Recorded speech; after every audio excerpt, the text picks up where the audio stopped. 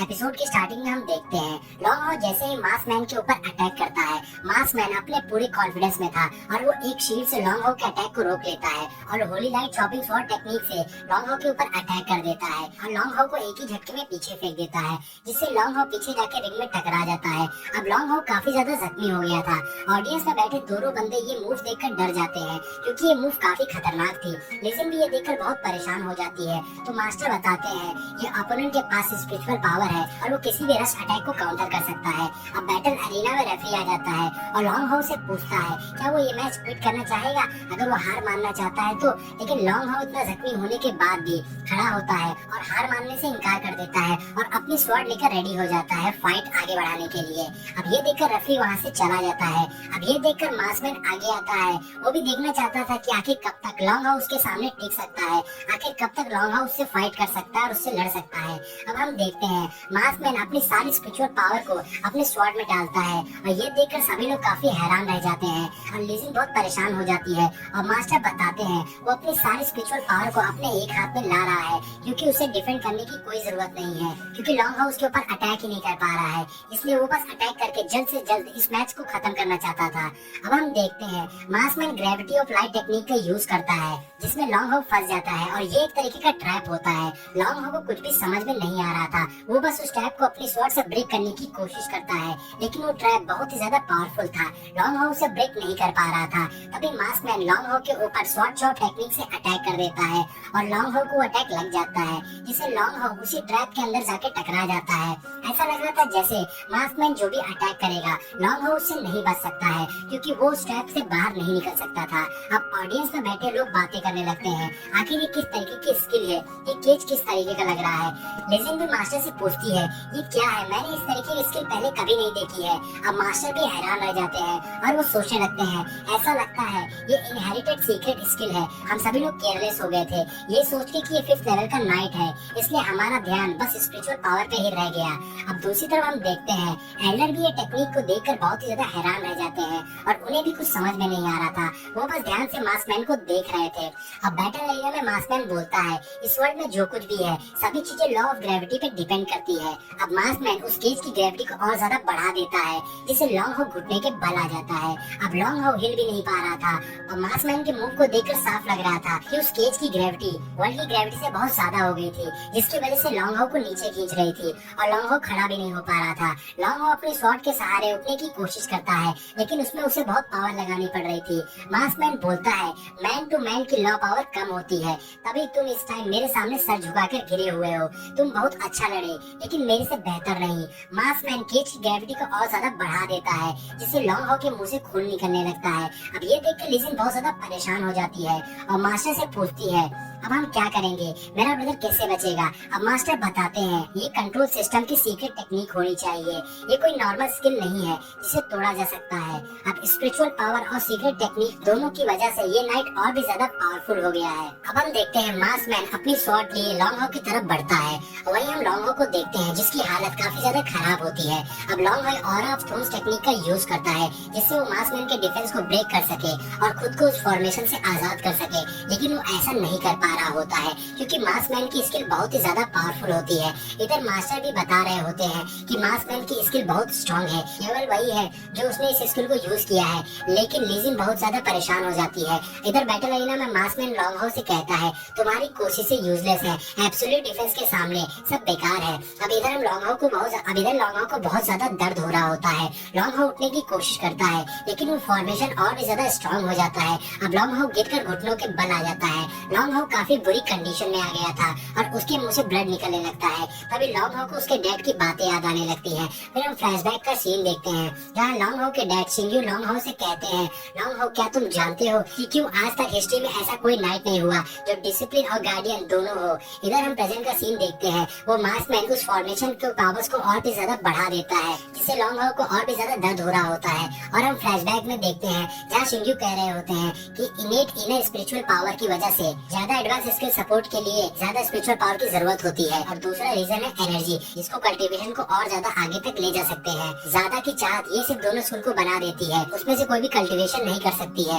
इसी के साथ हम प्रेजेंट का सीन देखते हैं, जहाँ लॉन्ग हाउ की हालत और भी ज्यादा खराब होती है और लिजी ये देखकर बहुत ज्यादा परेशान हो रही थी। और अब रेफरी के साथ बाकी सबको भी लग जाता है कि लॉन्ग हाउ हारने वाला है। और फिर से हम फ्लैशबैक का सीन देखते हैं, जहाँ शिंगयू लॉन्ग हाउ से कहता है, तुम हॉल ऑफ नाइट की हिस्ट्री में फर्स्ट सन ऑफ लाइट हो और तुम्हारा टैलेंट और नॉलेज तुम्हें दूसरों से अलग बनाता है। मुझे तुम पर भरोसा है लॉन्ग हाउ, तुम्हें इसमें और भी ज्यादा एफर्ट करना होगा, बेहतर बनना होगा, तुम्हें साबित करना होगा कि तुम दोनों कर सकते हो, डिसिप्लिन और गार्डियन भी। अब हम प्रेजेंट का सीन देखते हैं, जहाँ लॉन्ग हाउ एक बार फिर अपनी पावर्स की हेल्प से ऑरा प्रोटेक्शन टेक्निक का यूज करके एक शील्ड बना लेता है। अब सब लॉन्ग हाउ को देख रहे होते हैं। वहीं हम फ्लैशबैक का सीन देखते हैं, जहाँ शिंगयू लॉन्ग हाउ से कहते हैं, लेकिन ये आइडेंटिटी क्या रिप्रेजेंट करती है, ये बेहद खास है। तुम मानवता की पूरी हिस्ट्री में पहले और इकलौते डबल कल्टीवेटेड नाइट हो गए।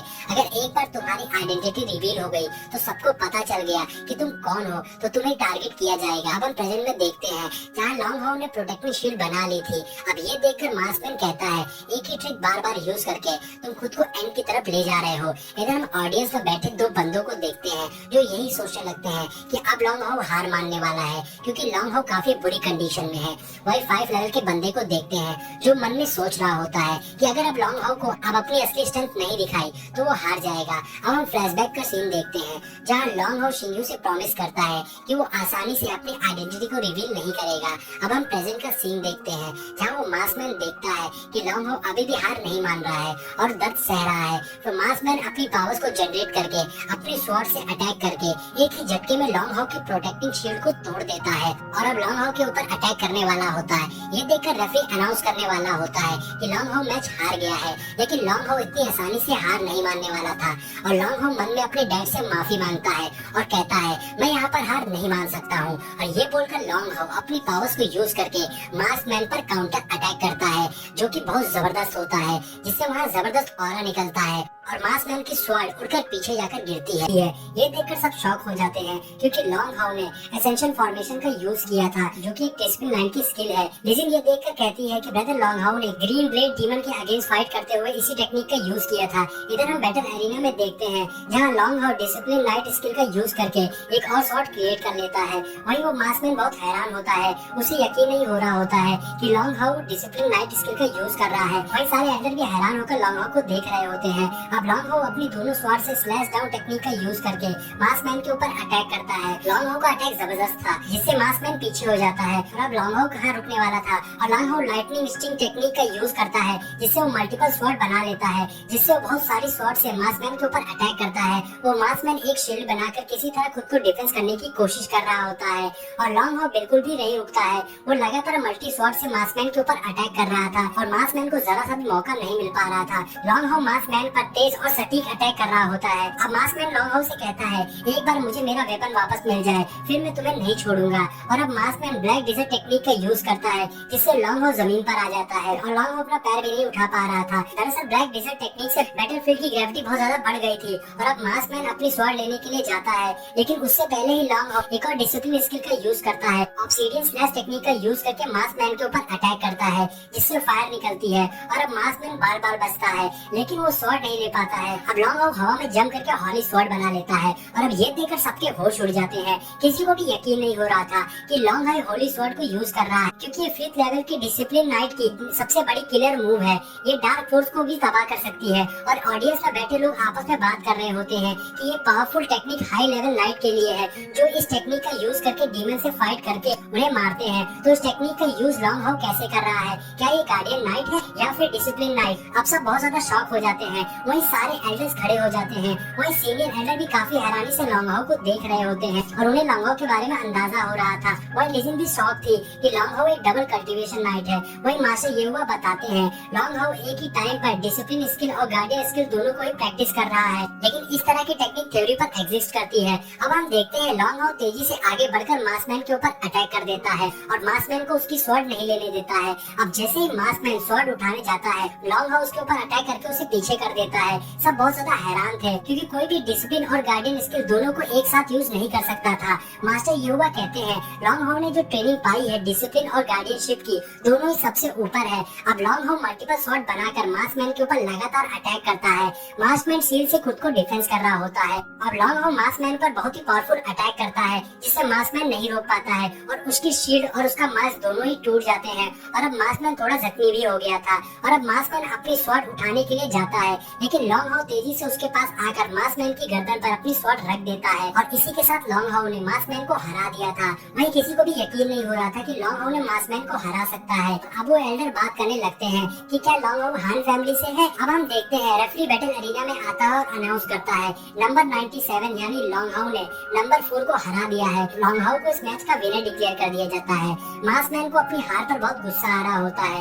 इधर लीजिन लॉन्ग हाउ के जीतने पर बहुत ज्यादा खुश होती है और कूदने लगती है। वही मास्टर येहुआ भी काफी खुश होते हैं और उस हम 5 लेवल के नाइट को देखते हैं जो लॉन्ग हाउ को देखकर कहता है मुझे नहीं पता कि ये लड़का सच में एक जीनियस है या फिर ये एक इडियट है। अब लॉन्ग हाउ मास्कमैन को ग्रीट करके वहाँ से जाने लगता है। मास्कमैन सोचने लगता है मैं कैसे हार सकता हूँ, मैं नहीं हार सकता और वो अपनी लाइफ के फ्लैशबैक को याद करने लगता है और अब मास्कमैन को गुस्सा आ जाती है और वो लॉन्ग हाउ को रोकता है और बोलता है मैं नहीं हारा हूँ क्योंकि मैंने अभी तक अपने माउंट को समन नहीं किया है और ना ही मैंने आर्मर पहन रखा है, तो तुम मुझे कैसे बीट कर सकते हो। और अब मास्कमैन लॉन्ग हाउ की तरफ बढ़ता है उसे पकड़ने के लिए कि तभी रेफरी बीच में आ जाता है जो मास्कमैन के हाथ को पकड़ लेता है और बोलता है तुम पहले ही हार चुके हो, प्लीज अब बवाल मत करो और यहाँ से हार मानकर चले जाओ। और मास्कमैन को गुस्सा आ जाती है और वो रेफरी का हाथ झटक देता है और बोलता है मैं नहीं हारा हूँ और फिर से लॉन्ग हाउ की तरफ अटैक करने के लिए बढ़ता है, जिसपे वहाँ बैठे एल्डर को गुस्सा आ जाती है और वो बीच में बोलते हैं बेलगाम इंसान। अब सभी लोग एल्डर को देखने लगते हैं। अब एल्डर मास्कमैन के एक नाइट के 10 रूल्स के बारे में पूछते हैं, बताओ आखिर वो क्या होते हैं। अब मास्कमैन सर झुकाकर खड़ा हो जाता है, क्या तुम भूल गए, अच्छा है आप सभी लोग इसे याद दिलाइए। अब हम देखते हैं वहाँ बैठे सभी लोग खड़े हो जाते हैं और उनके अंदर एक प्राउड की फीलिंग आ जाती है और सभी लोग बताने लगते हैं विनम्रता, ईमानदारी, करुणा, वीरता, न्याय, बलिदान, सम्मान, दृढ़ता, परोपकार, न्याय, प्रदर्पण। अब एल्डर बोलते हैं अपने अपोनेंट का तिरस्कार करते समय तुम्हारी विनम्रता कहाँ थी, हार को ना मानकर तुम्हारी ईमानदारी कहाँ थी, जजमेंट पर गुस्सा दिखाते समय तुम्हारा न्याय कहाँ था। अगर तुम्हारे अंदर न्याय, ईमानदारी, विनम्रता नहीं है तो तुम्हारे लिए ग्लोरी ऑफ नाइट क्या है। अब एल्डर वहाँ खड़े सभी लोग से पूछते हैं आखिर हमारे लिए ग्लोरी ऑफ नाइट क्या है। सभी लोग जोश पे बोलते हैं हमारे लिए ग्लोरी ऑफ नाइट हमारी लाइफ है। अब एल्डर बोलते हैं तुम 20 के होने पर 5th लेवल पे पहुंच गए हो, ये तुम्हारा टैलेंट है, लेकिन एक नाइट के लिए बहुत इंपॉर्टेंट उसकी ट्रेनिंग नहीं बल्कि उसका हार्ट होता है, लेकिन तुमने उसे खो दिया है जो एक नाइट के पास होना चाहिए और तुमने बहुत गलत किया है। अब ये सब सुनकर मास्कमैन को गुस्सा आ रहा होता है। अब एल्डर कहते हैं हॉल ऑफ नाइट के रूल के हिसाब से अब तुम्हें पनिशमेंट मिलनी चाहिए। मैं डिक्लेयर करता हूँ कि तुमसे तुम्हारा नाइट का हॉनर छीन लिया जाए और तुम्हें टेंपल ऑफ नाइट की लिस्ट से बाहर निकाल दिया जाए। अब ये सुनकर सभी लोग शॉक हो जाते हैं। अब मास्कमैन भी शॉक रह जाता है और वो सोचने लगता है अब मैं एक नाइट नहीं रह जाऊंगा। अब उसे बहुत दुख होता है और गुस्सा भी आती है। तो लॉन्ग हाउ उसे देखकर सोचने लगता है अगर एक बार इसे टेंपल ऑफ नाइट से निकाल दिया जाए तो पूरी उम्र भर के लिए इसके ऊपर एक धब्बा लग जाएगा जो कभी भी नहीं हटेगा। तो लॉन्ग हाउ एल्डर की तरफ देखकर बोलता है लॉर्ड हॉली नाइट और इसी के साथ ये पार्ट यहीं पर एंड हो जाता है।